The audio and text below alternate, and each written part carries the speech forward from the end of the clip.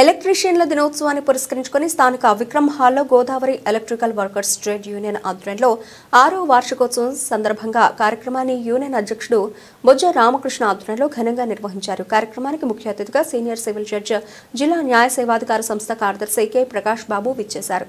ముందుగా బల్బును కనిపెట్టిన Thomas Alva Edison చిత్రపటానికి పూలమాలలు వేసి ఘనంగా నివాళులర్పించారు. బొజ్జ రామకృష్ణ మాట్లాడుతూ ఎలక్ట్రికల్ కార్మికులు ఎదుర్కొంటున్న సమస్యలను ఆయన దృష్టికి తెచ్చారు. ప్రభుత్వం ద్వారా అందాల్సిన సంక్షేమ పథకాలు పూర్తిగా అమలు కావడం లేదని, న్యాక్ శిక్షణ నిలిపివేశారని, డెలివరీ సమయంలో ఇచ్చే సహాయాన్ని పిల్లల స్కాలర్షిప్లు కూడా సరిగ్గా అందడం లేదన్నారు. ప్రకాష్ బాబు మాట్లాడుతూ థామస్ ఆల్వా ఎడిసన్ అనే వ్యక్తి చేసిన ఆలోచన ఆవిష్కరణ ఇంతమందికి ఉపాధి కల్పించిందన్నారు.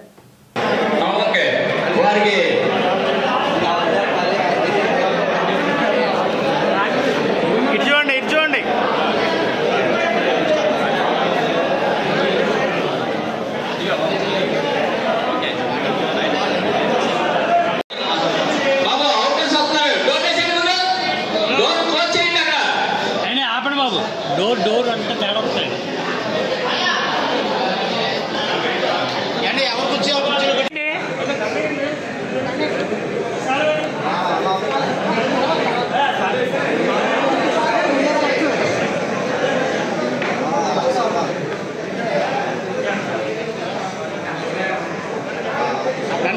గంట పైకి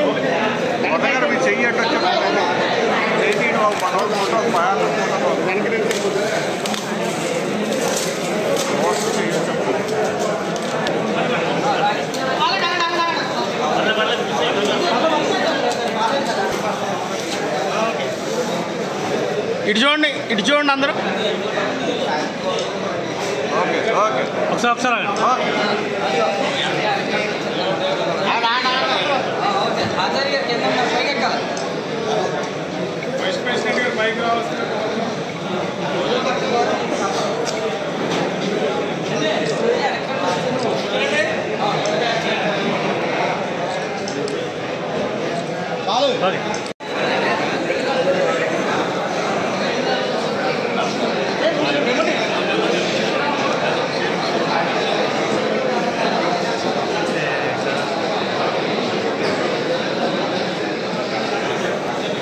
ఏమండి ఆయన ఇచ్చినప్పుడు మీరు అడుగుతారు కంపట్లేదు.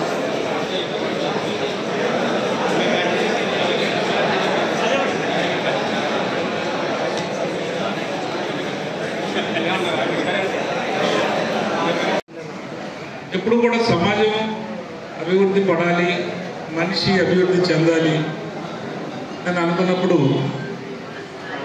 మనలో ఉన్నటువంటి లోపాలు కూడా మనం ఆత్మవిమర్శ చేసుకోవాల్సిన అవసరం ఏంటంటే, ముఖ్యంగా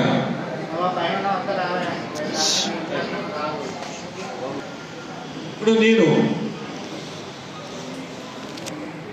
ఒక ఉద్యోగి కొడుకుగా ఆయన చదువుకున్నాను కాబట్టి, మమ్మల్ని చదివించారు కాబట్టి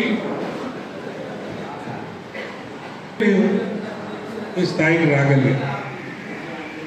అనాదిగా మనం మన పూర్వీకులు అందరూ కూడా ఒక్కొక్కళ్ళు ఒక పని చేసి పని ద్వారా కులంగా గుర్తింపు పొంది అభివృద్ధి చెందుతూ వచ్చాము.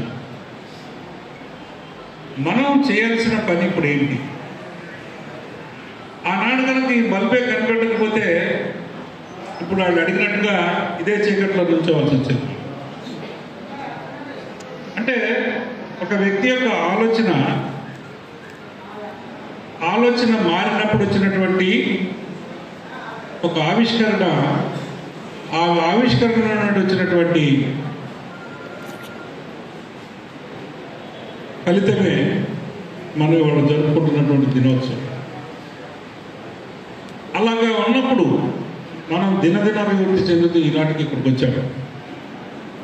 ఒకప్పుడు చదివే లేదు, చదువుకుంటేనే తెలియదు, చదువు మనకి అందలేదు, అందుబాటులో లేదు. అందుబాటులో ఉన్నప్పుడు పేదరికం మన వెనకాల ఉంది, మన పక్కన ఉంది, మన ముందుంది, మన నెత్తి మీద. మరి పేదరికం నుంచి కొంతమంది ముందుకొచ్చి చదువుకొని ఏదో 4 అక్షరాలు నేర్చుకొని వృత్తిలో ఉపయోగపడేటట్టుగా చేసుకుంటున్నప్పుడు ఇవాళ కొంతమంది విద్యార్థులు అని పనివాళ్ళు 10th క్లాస్ చదివో, ఇంటర్మీడియట్ చదివో, డిగ్రీ కొంతమంది చేసి, డిగ్రీ చేస్తూ ఉండగా ఫలితాన్ని పరీక్షలో ఉత్తీర్ణత లేక, లేదే చదువుకోవడానికి అవకాశం లేకపోతే చదువుకోవడానికి సరైనటువంటి ధనం లేకపోవటం వల్ల మధ్యలోనే ఆగిపోయిన ఉన్నారు. నేనైతే ఒకటి చెప్పగలను, ప్రతి మనిషిలో కూడా చాలా చాలా సృజనాత్మక శక్తి ఉంటుంది. అది చదువుకున్నవాడైనా చదువుకోకపోయినా. చిన్న ఉదాహరణ చెప్తాను.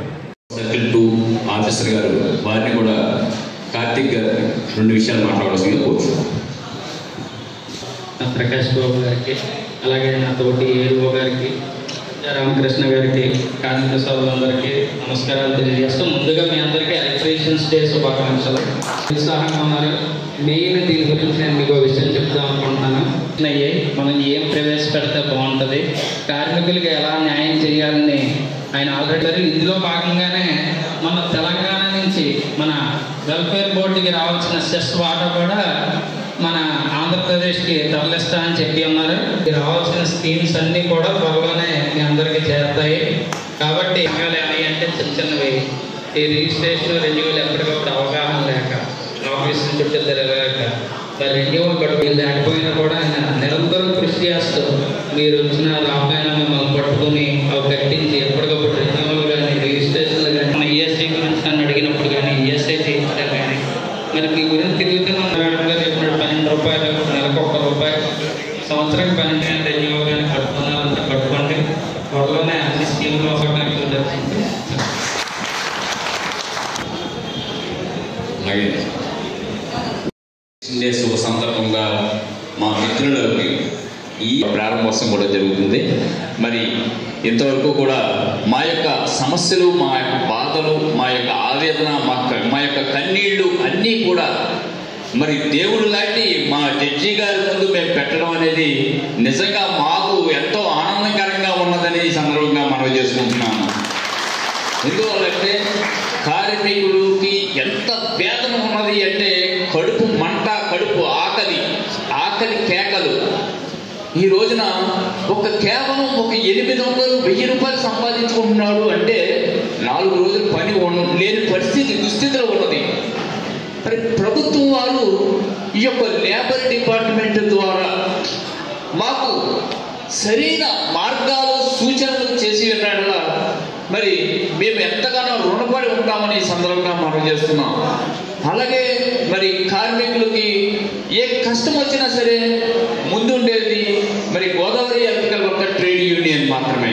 అలాగే మిగతా భవన నిర్మాణ కార్మిక సంఘాల సమైక్య తరపుని ఏ అయితే సంఘాలు ఉన్నాయో అవన్నీ కూడా మేము మానిటరింగ్ చేసుకొని ఒక సిస్టమ్ ప్రకారంగా మేము వెళ్తున్నాం. ప్రతి ఒక్కరికి న్యాయం జరగాలి, ప్రతి ఒక్క కార్మికుడికి మనం అందుబాటులో ఉండాలి. ఈ రోజున ప్రతి కార్మికుడికి, ప్రతి యూనియన్కి కూడా ఒక కులం లేదు, ఒక మతం లేదు, ఒక రాజకీయం లేదు, ఒక ప్రాంతం లేదు, ఒక ప్రజా ప్రతినిధి లేదు.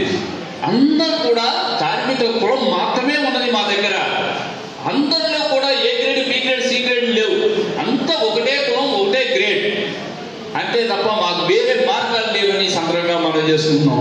అలాగే మాకు ఏదైతే షెల్టర్ విధానాన్ని మరి ఎంతగానో మాకు కల్పించినటువంటి షెల్టర్ విధానాన్ని కూడా త్వరితగతిన దీన్ని మొబిలైజ్ చేసి ఈ సంవత్సరంలోనే సార్ గారి దయ వల్ల, మరి జడ్జి గారి దయ వల్ల మాకు ఈ సంవత్సరంలోనే దాన్ని ఒక నీడను ప్రతిస్పందిస్తే మీ పేరు చెప్పుకొని ఏదైతే మేము ఎంతో కలలు కంటున్నటువంటి మా యొక్క శ్రామిక భవనాన్ని అందులో పెట్టుకుంటామని తమరి ఆశీస్సులతోటి మేము మా కళ్ళలో ఆనందాన్ని మరి పెంపొందించుకుంటామని మనస్ఫూర్తిగా కోరుకుంటున్నాం. అలాగే మాకు ప్రజా ప్రతినిధులు కావచ్చు, అధికారులు కావచ్చు, మాకు ఎంతగానో సహకరిస్తున్నటువంటి వీరందరికీ కూడా పాదాభివందనాలు చేసుకుంటున్నాము.